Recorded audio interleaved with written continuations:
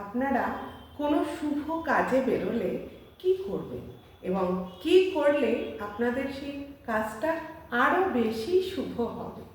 আপনি যখন শুভ কাজে বেরোবেন তার আগে স্নান করবেন এবং স্নানের জলে একটু কাঁচা হলুদ বাটা দেবেন।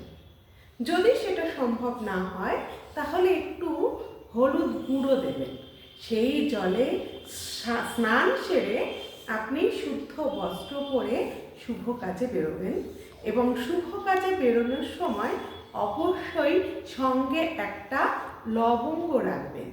যদি আপনার সঙ্গে একটা লবঙ্গ রাখেন, লবঙ্গর ফুলটা কিন্তু থাকতেই হবে সঙ্গে। এবার আপনি যেই কাজেই যাবেন সেই কাজে আপনার সিদ্ধি লাভ হবে, আপনি সেই কাজে সাকসেস হবেন। সকলে ভালো থাকুন। জয় মা।